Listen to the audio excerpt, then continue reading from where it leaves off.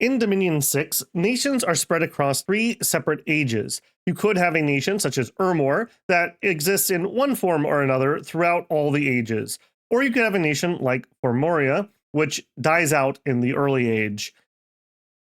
Depending on which age you are in, there's going to be certain characteristics of the age, and then your nation is going to be relatively good or bad or better or worse than the other nations, depending on your individual attributes. A nation that might be exceptionally powerful in the early ages probably will struggle against other ages in the late ages. There's a few prime examples of things later on that if they were in an earlier age would be quite dominating, but unfortunately for them, they are not, and they are left quite behind. We're going to talk specifically about the early ages today. The early ages are full of magic, and civilization is at the beginning.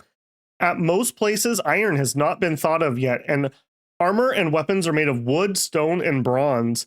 Mages are most powerful in this age, and there's an abundance of magical resources. It is a time of legends. I'm only going to briefly touch on the other two, but just for reference, the Middle Ages.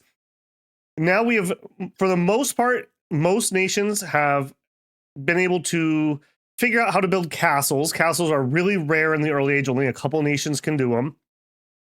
The crossbow has become not super widespread, but it definitely exists. Population has continued to grow, and mages have started to kind of found, like, let's consider them like magic schools. So they're becoming a little bit more organized. In the late ages, most people are using iron or steel. Magic has dwindled away from the world. Armies have become much more standardized, and the world population has grown a lot. With the magic dwindling away, that means it's very hard to get magic gems, making blood magic much more powerful, as blood magic requires population, which late age has a lot of, and you just don't have much of a choice. If you want to do magic and you need gems, well, blood slaves are the closest thing that you might be able to get. Let's hop into early age here. Things that define the early age. This is an age of magic. There are a lot of very strong mages. Now, every age has its own strong mage, but in general, mages here are very powerful. The early era has a lot of nature magic, has some, I would say, more powerful nature just in general, although, of course, as always, there's exceptions to that. There are tons of sites. Sites are what provides you with both gems and special mage recruits, so you're going to get both of those quite a bit more. And compared to late age, significantly more gems in most cases. We had late age games where I was doing some remote site searching, and we did Voice of Tiamat, which searches for all the elemental paths underwater, and we ended up finding like 2 sites in the entire world that were underwater. So that just puts it in perspective, where in early age, you might have 2 or 3 per province in some games. So it is a pretty stark difference there. Using those magic gems, especially to summon in various creatures, whether they're national spells or just generic summons, relative to the troops of the age, they will be more powerful. So if you're summoning in, I'm just going to make up a unit, a boogeyman, the boogeyman's going to be a lot better in early era when he's fighting troops, because in late age, you have a dude who has a steel sword and he's wearing like a chainmail suit, very well equipped. In early age, it's a dude in leather with a spear. So summons relative to standard armies are generically going to be stronger in the earlier ages. And I tend to find that in the earlier ages, nations have more powerful national summoning spells. Now, of course, again, not always, but you're going to have big, like, mythical type things that you can summon in. And because you have so many gems, you can get them in large numbers. Very fun, very mythological. As I previously mentioned, castles are very rare in the early age. I think Arco has a mason who can do it. Off the top of my head, I don't know. There's like 1 to 3 nations who can make castles. Very, very rare. Castles are going to be harder to siege, and they're going to be able to pull in more resources for you. So in general, if you are a nation who's already a little bit backwards, let's say like Mictlan, who can only build just kind of these like palisade walls, you're not as far behind relative to other people who are kind of building like palisade/fortresses. Whereas if you're Mictlan in the late age and you're still essentially building the same thing, slightly better, you are very far behind when most nations are running citadels or even epic citadels. So if you are a more tribal backwards nation in the early age, you are less behind than you will be later on. So if you like those type of nations, early era can be good for that. As I previously mentioned, this is also an era of a lot of mythological things. We have a lot of giant nations, some of which are almost purely or even purely made up of giants, where in the late ages, you're going to have a sacred giant, or you have a leader or two who are giants, and then most of the people are humans. Or if you're Abysia, your bigger guys have shrunk down because you've done so much crossbreeding with the humans that your human breds have taken over the nation rather than your actual Abyssians. Another thing here is, in addition to the low infrastructure levels, early age has the lowest population of all three ages.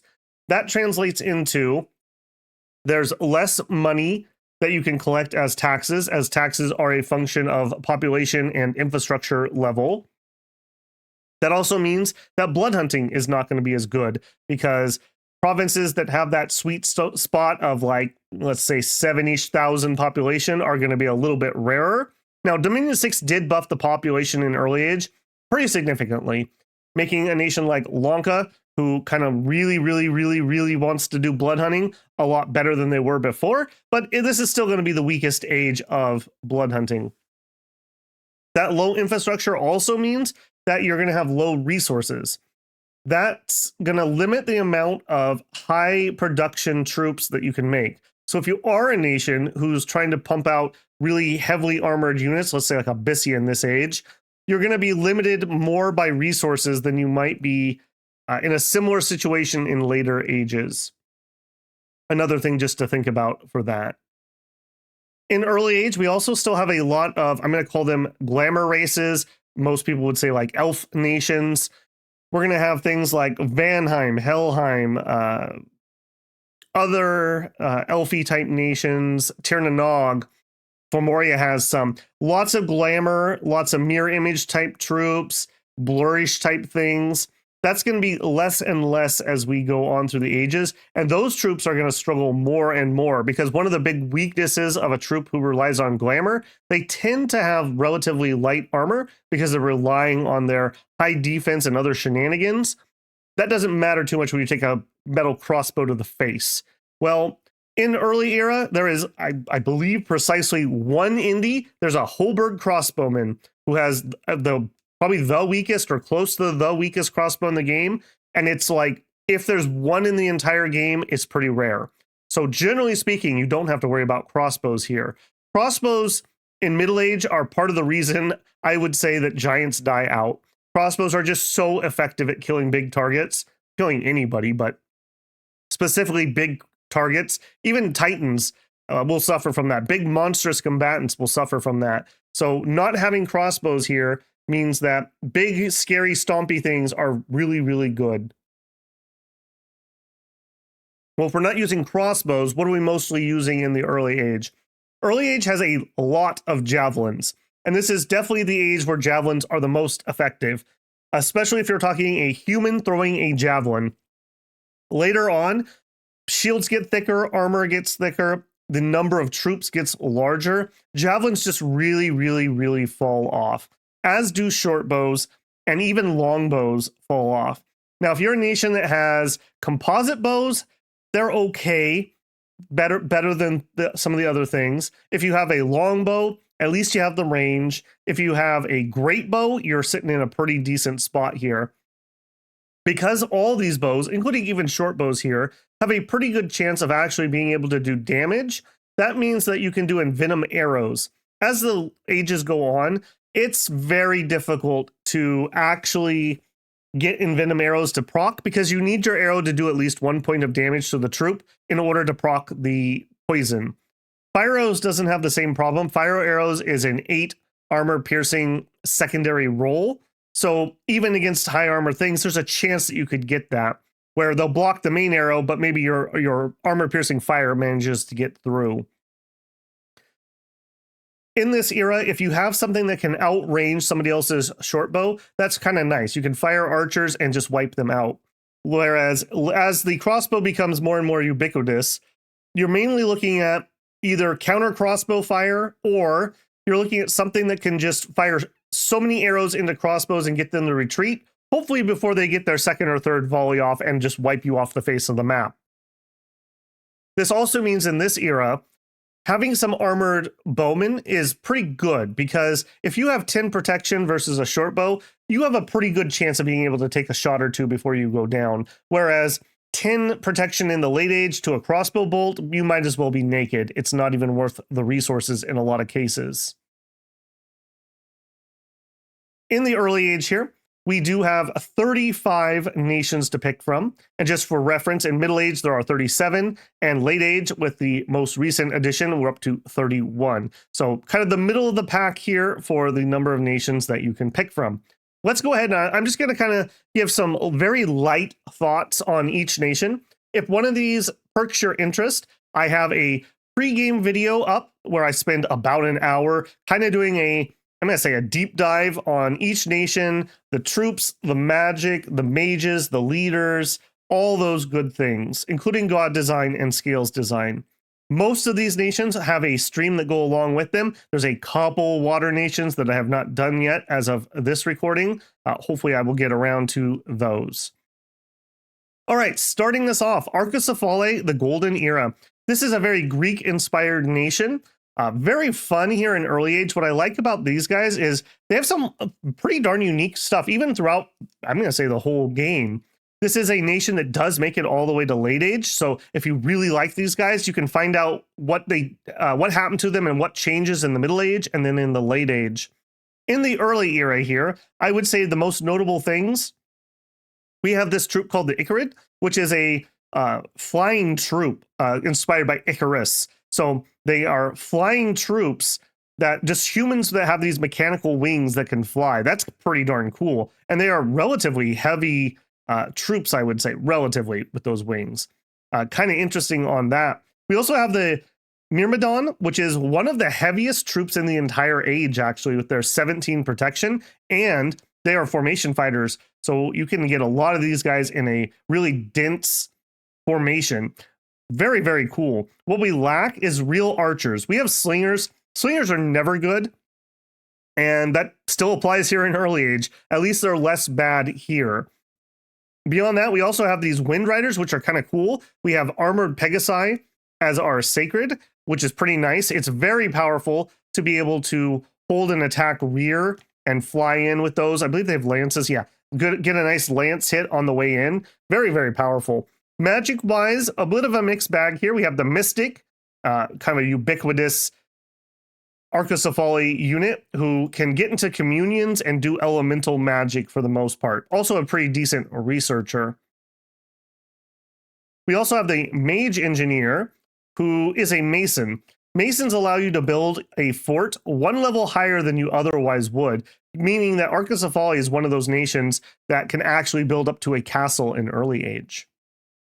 Mekone, Brazen Giants. Mekone is a giant nation. Already we see they have some human slave type units, but these are essentially going to be like giants that do hoplites. They have some pretty powerful mages. They have a really strong crafting Cyclops Elder. Their magic's pretty good.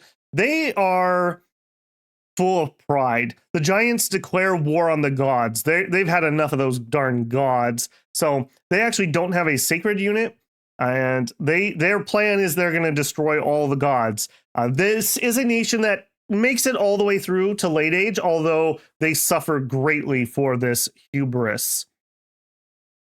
Pangaea, another nation that makes it all the way through the game. Pangaea is your wild, kind of like Greek mythological creatures. This is made up of harpies and satyrs and centaurs and minotaurs. Very, very nice.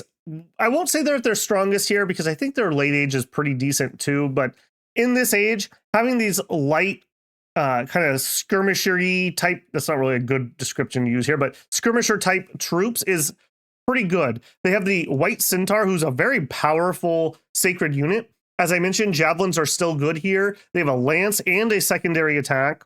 Very, very nice unit. They have berserking built in, a good sacred. You have minotaurs if you need to trample or smash something big.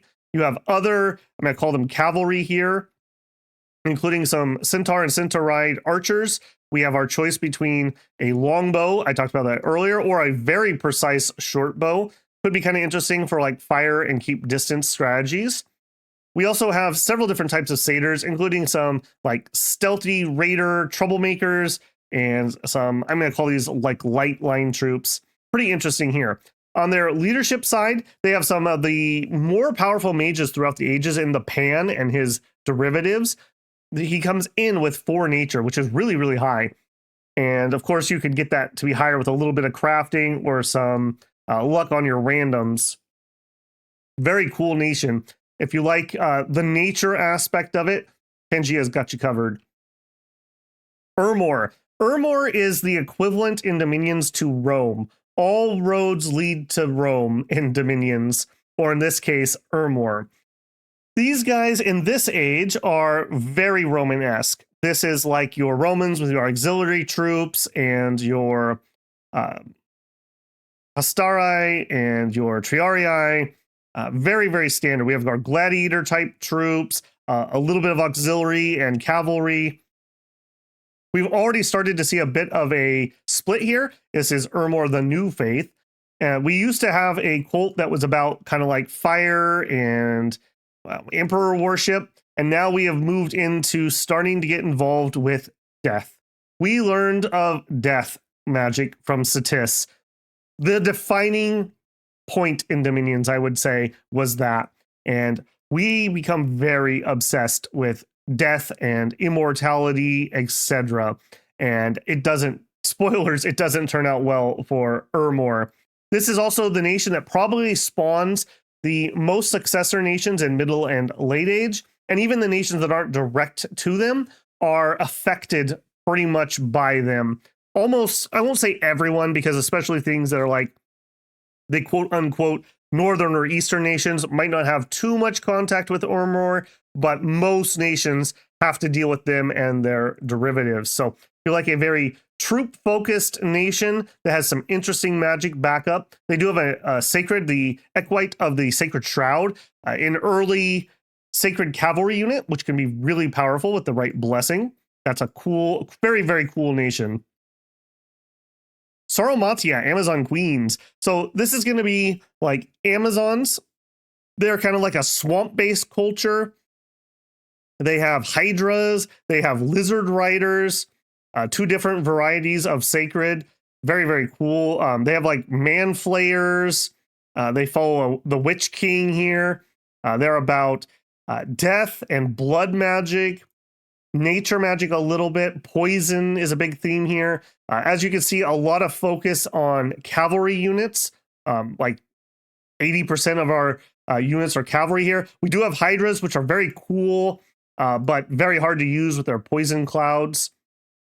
We also have a lot of death magic, and we have death magic that can get into communions. So if you want to do big death stuff, skelly spam stuff, we got you covered here. Also a all right entrance into doing some blood stuff. They can do blood sacrifices, which means we take blood slaves at temples and we can turn them into candles or temple checks. Fomoria, one of my favorite nations in the entire game.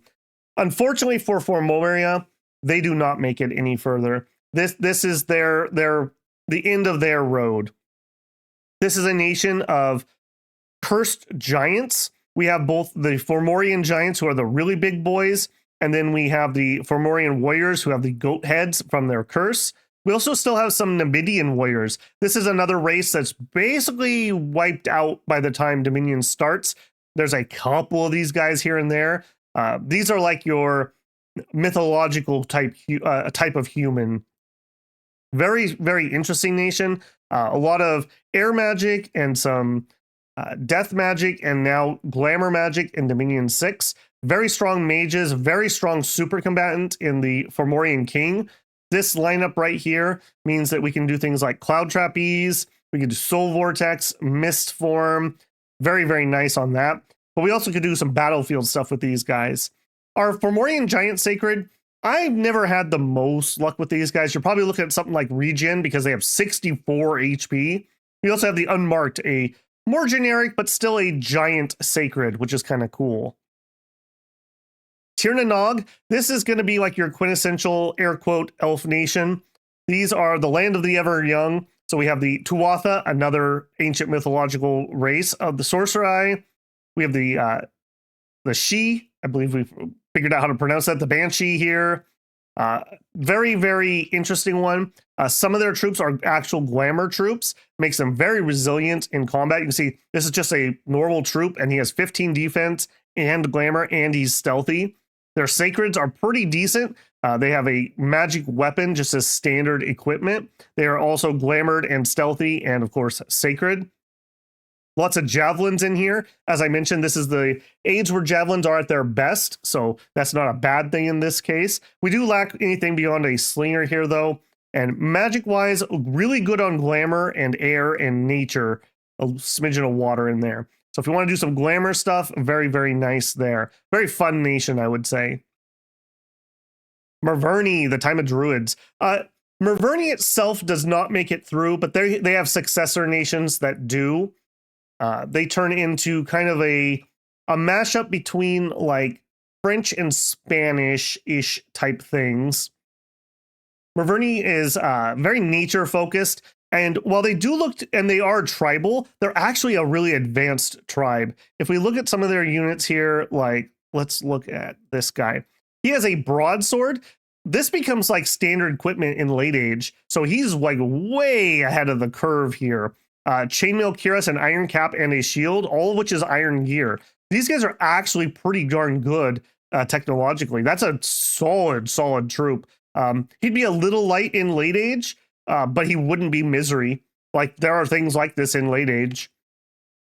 We also have a pretty good cavalry unit, although the curse of Dominion 6 against cavalry rears its head here, unfortunately. They also have a magic tattoo gimmick where you can awaken tattoos. Each one of these units has an animal tattoo that gives them some kind of stat. It can be a little annoying to get the buffers to actually turn these on, but they're very powerful once you do. They're also known for summoning in sacred boars. If you want a giant army of boars to trample your enemy, these guys can do it. In addition to that, we have good access to astral magic. And we have this guy here, the druid, who can communion up and do gifts from heaven. Essentially, we can call meteorites down on our enemies. Very, very powerful magic. In fact, here's an even better guy to be the leader of those communions doing that. Enigma of Steel.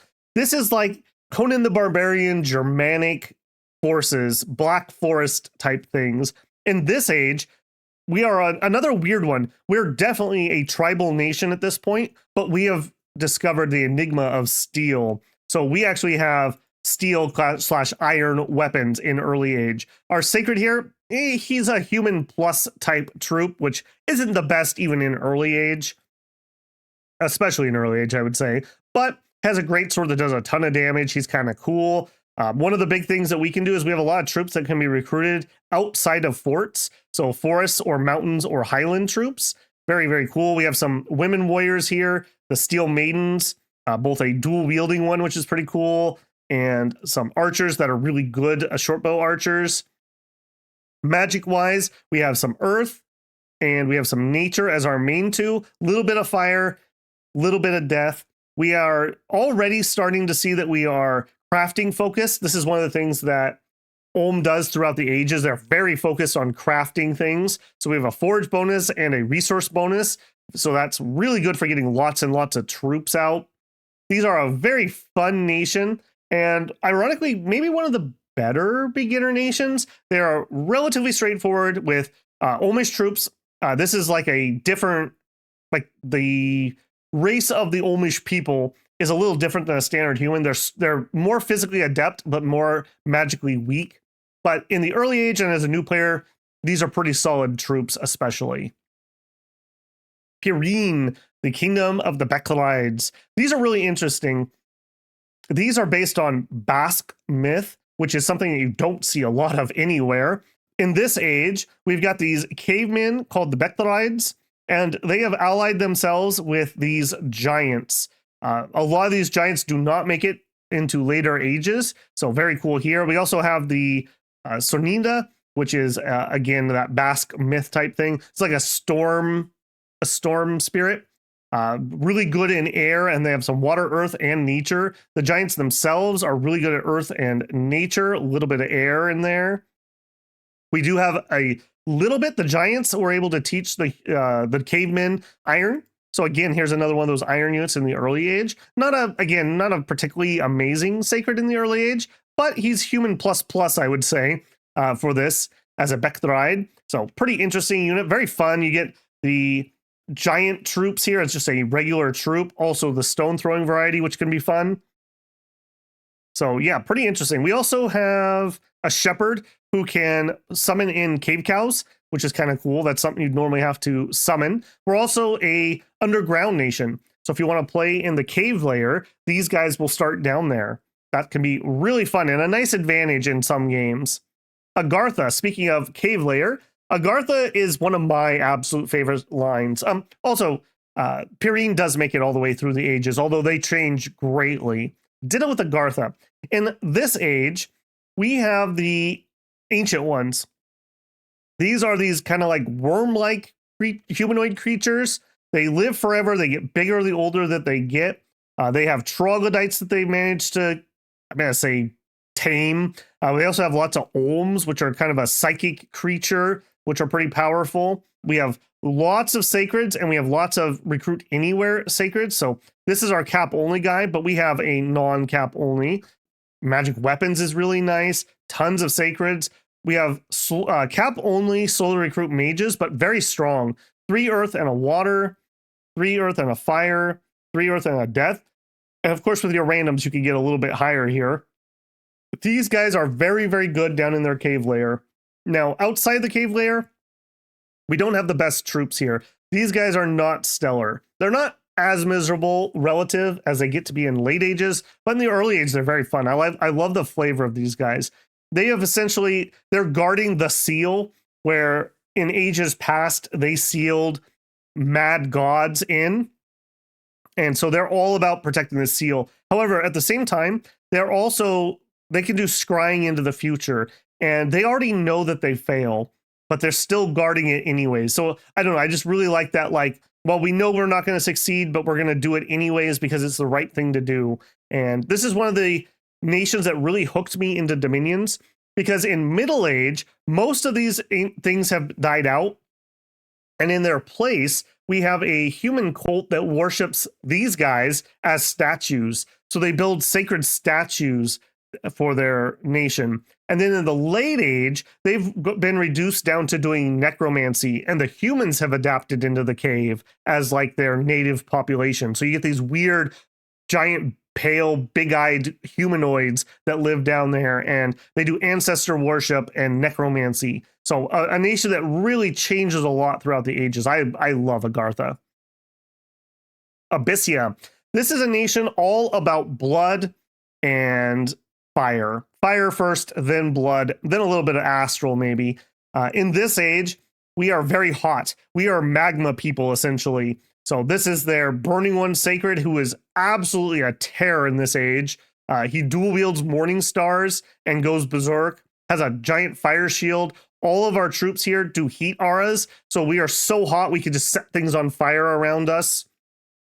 We have very, very tough troops for the era. 17 protection is on the very high end of what you're going to see in the early era. And a lot of people don't have that iron weapon, big two-hander type troops. So busting through 17 protection that also has a tower shield is very, very difficult. And you have to fight inside of a heat aura, which is very hard to do. They also have some flying troops, the Mistbred, and a salamander troop who can walk up and do a little fire burst attack, which is kind of cool. Mage-wise, fire. We really like fire. A little bit of earth. When we get over to the warlocks, these guys, I can't tell if they're trying to save the nation or destroy it, but they're into blood. So this is another blood nation in the early age. And they do blood and astral specifically, which is horror summoning. That's kind of the, I'm going to call it cosmic kind of sort of Lovecraftian madness creatures that are probably going to destroy the world, in all honesty. And so we see the first inklings of that here in the Warlocks. We also have the Anointed of the Row, which is one of the strongest fire casters in the game.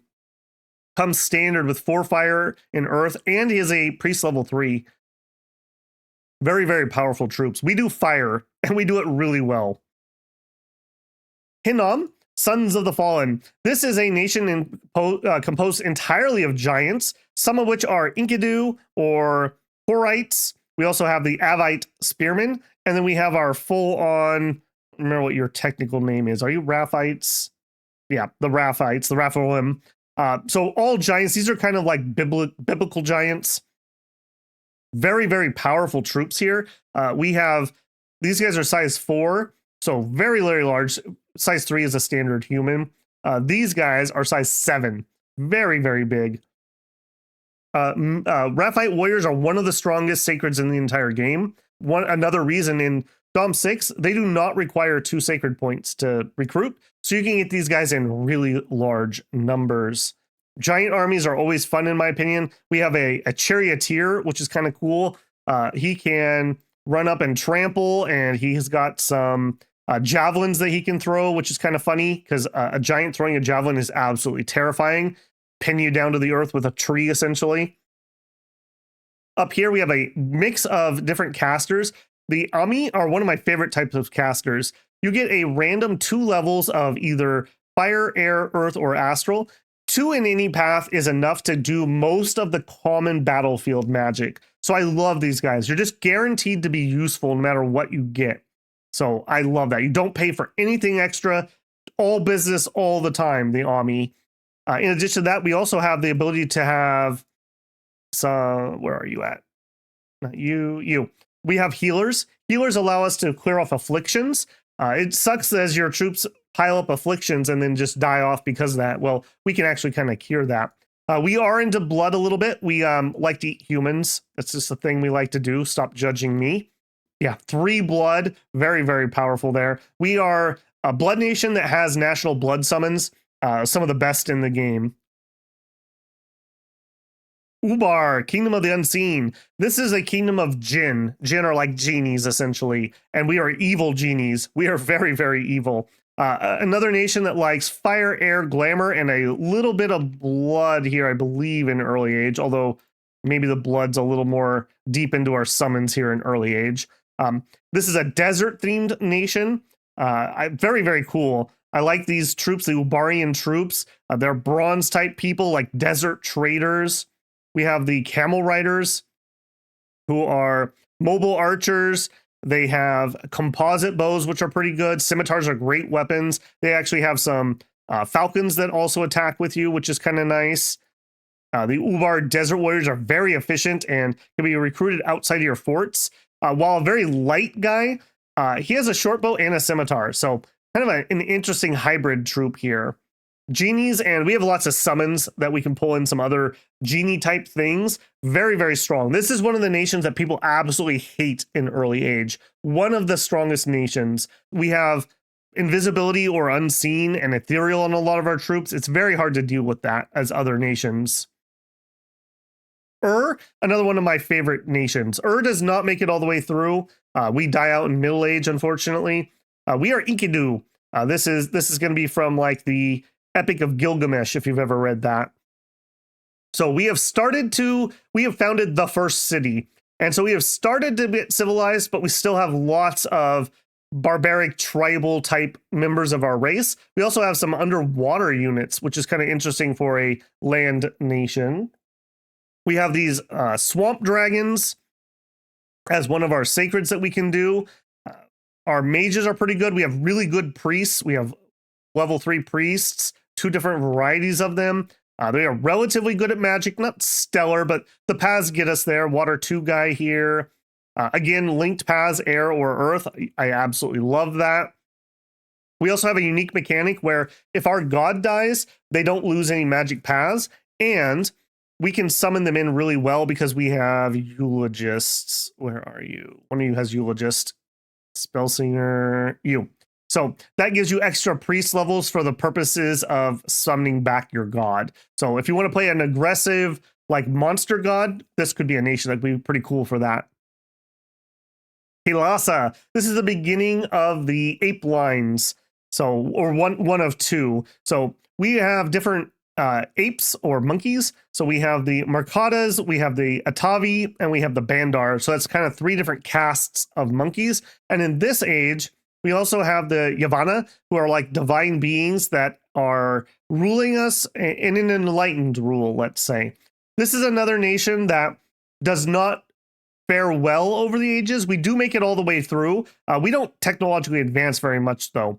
In fact, I might even argue that this Bandar swordsman's better than some of the late age stuff. These sacred type people are very interesting. We have a recruit anywhere sacred, which is cool. A sacred archer, which is pretty rare. Very, very fun nation, in my opinion.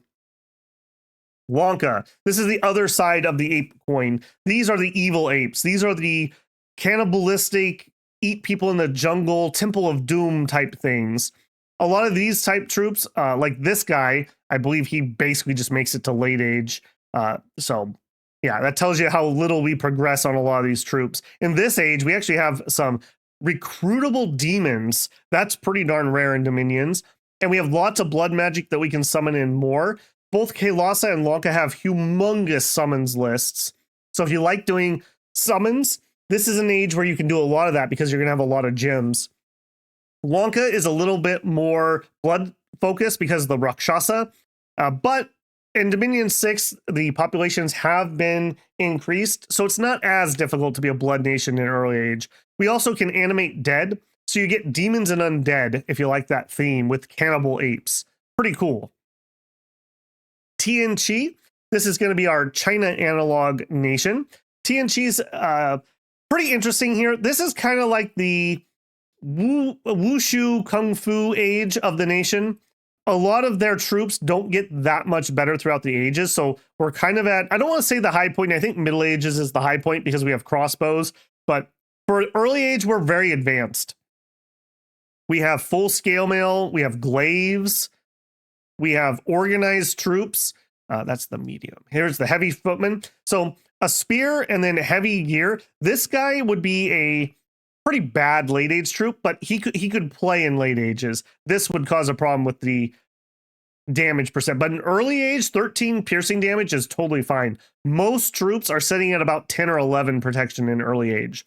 So nice, solid tower shield protected lines, big two-handed weapon with these glaives. We're another nation that does a lot of summons, if you like that.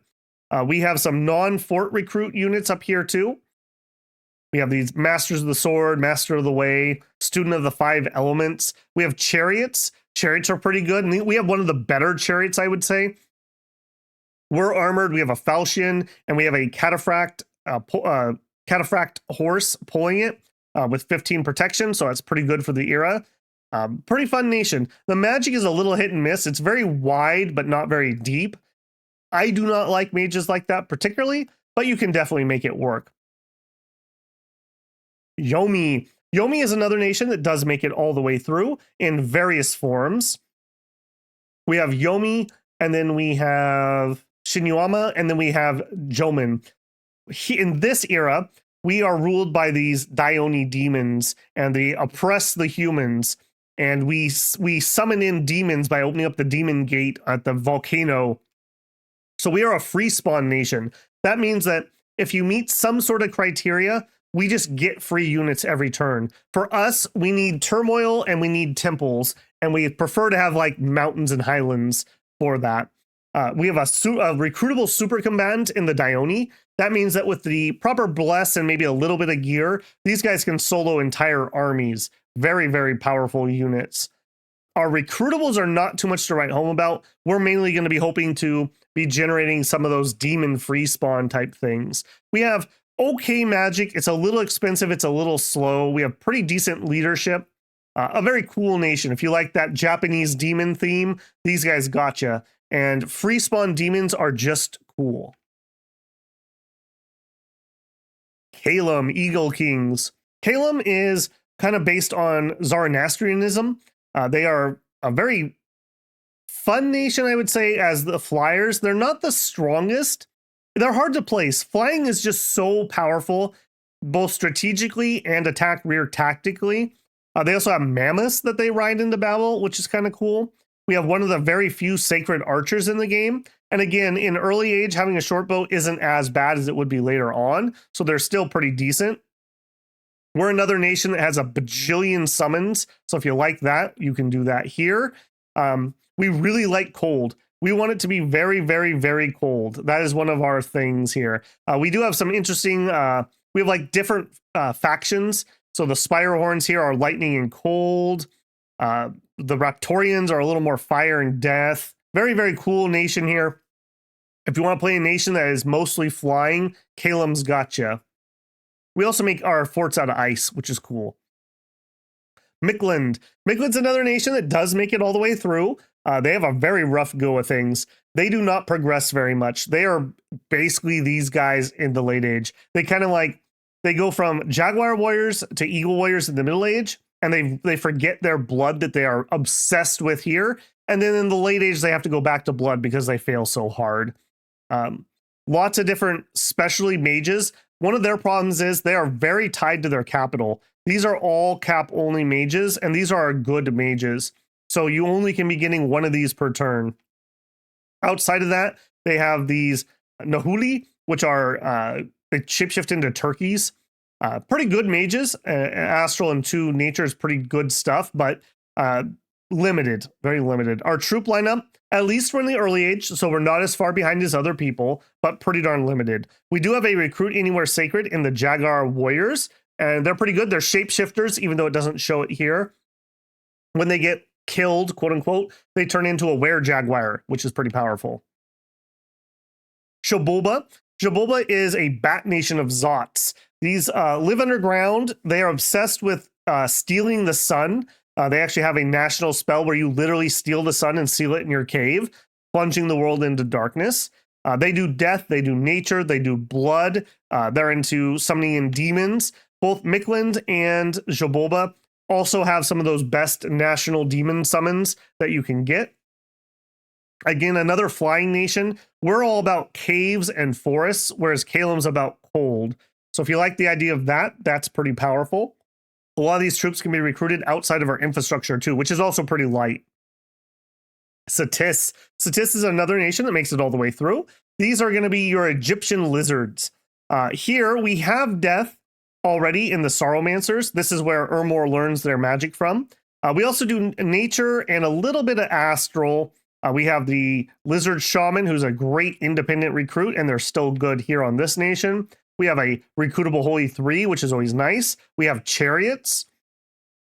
We have the they've enslaved these other lizards, the runners and the elite warrior type units, the predator lizards. Very, very strong. This is an amazing, very cheap slave unit that can really help you expand. I would say earlier Ctis is probably the weakest Ctis. We're just kind of like desert lizards with spears. That's kind of our thing. Whereas later ages, we get like poison marshes with Sobek, and then in late age, we become a necromancer nation. But in this age, they're still good. Falchineers, a very powerful dual-wielding unit in iron gear. Pretty darn good. We are cold-blooded, so we do not like cold at all. But we're also amphibious, meaning we can, or we have swimming, excuse me. We can cross rivers even when they are not frozen. Pretty powerful. Machaka. Machaka is an African-themed nation. Again, really, really fun here. We have a good variety of troops. We do like totemic things. There's lion, hyena, rhino, spider. I'm sure I'm leaving somebody out. The lion queens. These are troublemakers. They go into some late age nations and cause us all kinds of trouble. We have Lion King here. Very powerful casters. For both of these, fire, nature, earth is our bread and butter, although we do have some glamour and some death on various units. We have an interesting sacred in the Lion Warrior. He has a magic pelt that makes him invulnerable. We have good line troops in the Rhinos. They have a length 4 spear, which is pretty rare, formation fighters, and relatively heavy gear. 11 protection is not super heavy, but we also do have a shield here. pretty fun there. We have some poison troops with the Hyena clan. That's interesting. We have poison archers in the Spider clan. We have pygmies with short bows. These are interesting because we have good fire access, so we can give them flaming arrows. And these guys are tiny. They're only size 2, so there's 5 of those guys in a square. Also, we are really good at commanding animals because we have the voice of lion. So the warrior lions, elephant riders, other things that you summon in are really nice on that nation. Berytos, again, those troublemaking lion queens are here. They basically take over this nation and they're like, yeah, God told us to come here and we're only going to marry God. Well, if your nation's gods are demons, that's not going to turn out well for you. And it doesn't. Very fun nation here. These are like Phoenicians. Carthage be another name for that. A very fun nation. Good troops in this age, especially. We've got some of those colossi from Machaka. Fun sacreds. Good magic access. We have the fire, air, earth, blood. We have decent blood access. Another nation that does really good blood summoning. A little bit of a sailing theme here, which is kind of cool. We actually do have sailing. Vanheim. Okay, another elf nation. Now we've gone up north, more of a Norse influence here. Glamour troops, berserkers, pretty good armor and weapons, I would say. Not the best, but pretty good. These ones can summon in magic immortal boars, which is kind of cool. Well, we see the Van Jarls. The Van is another mystical race that does kind of sort of make it all the way through, although they don't have the best time of it. Van Drots, air magic, glamour magic, some blood magic. Pretty darn cool here. Helheim, very related to that. We are more about like Valkyries and death. We have the Dis, which is a flying troop. Air, death, glamour. I don't think we have blood. Yeah, we lost our blood in Dom 5 and got the glamour instead. Kind of a blow to this nation in all honesty. But still, if you like the heavy metal Norse dark theme, these guys gotcha. Having a recruitable flying Valkyrie sacred is pretty cool too. Rus, this is going to be a kind of Russian type theme. These guys have sacred, the Chuj skin shifters, which turn into bears, werebears, when they get hurt. They are fire and nature, and I believe air. Do not have air in this one. Yeah, and air, a little bit of astral. Another nation has a bajillion summons, if you like that type of thing. These are very, very strong sacreds, being able to shapeshift into bears, and their troop lineup is okay. Chuds are another mythical human race, and they are much more powerful than normal humans. Niefelheim, these are the ice giants from like North mythology. We have a recruitable Nifel giant. A size 9, he has 69 HP, nice. Very scary, very cold oriented. We want to bring on the Illwinter and bring back more ice giants and refreeze the world. All of our troops are giants, which is pretty interesting. Very powerful, well-equipped units. And our magic is pretty good. We have water and some death, some blood, more shapeshifters here. Our Gaija are pretty good in this era. Very fun if you like another giant cold nation. On the other side of that coin, their enemies, the Muspelheim. These are the fire giants of North mythology. A little light here. Illwinter really needs to give them another pass of a little bit more content, but they're the other side of that Illwinter or the Niflheim coin. These are the fire giants. A little weird because they have fire in their capital, but the rest of them like cold. So it can be a little bit hard to balance that out for you, but fun nonetheless. Pelagia. Okay, now we've moved under the seas. Pelagia has the problem that a lot of their troops are aquatic, meaning we can't get on land. You win this game by taking thrones or killing your enemies. And if your enemies are on land and you can't go on land, you're not very good. And a lot of their troops are going to be like that, unfortunately. We do have some who are amphibians, so we're not completely skunked. But the vast majority of our units, including our really good cavalry, are stuck under the waves. So that hurts them a ton. We do have the Pearl Kings, one of the best casters. Again, very, very powerful. 4 water just on normal recruit. Some astral, some uh, nature. I believe we have pearl mages. We could turn water gems into astral gems. Those type of nations are some of the best wish nations if you like that ritual spell. Unfortunately, like I said, stuck under the water here. Oceania, this is wet Pangaea. That is it. Our troops are basically shapeshift into the equivalent on land. At least we are amphibians here. That is a huge help. So we can at least get onto land and we're not stuck under the water. We have a Capricorn, which is basically water pan. We have the Haloride, which is a water nature, underwater only. We did find a weird interaction where if you give these, I believe it was Shambler skins, or maybe it was Amulet of the Fish, you can get these on land, which makes them a lot more interesting than they otherwise would be. Therodos. Therodos is a nation. The Telking Empire is destroyed before early era, and we are a nation of ghosts. This is another free spawn nation. You get ghosts that don't realize they're dead, so they just carry on conquering and whatnot. We have a little bit of land troops and living troops, but for the most part, we're going to be focused on getting those kind of Greek ghosts out and about. Very fun nation. Probably not the strongest, although they can be very annoying to play against because they are ghosts. They also do pop kill, which a lot of people hate. We have Atlantis. Atlantis does make it all the way through. I should say Therodos dies out here. They don't carry on. These water nations do in one form or the other.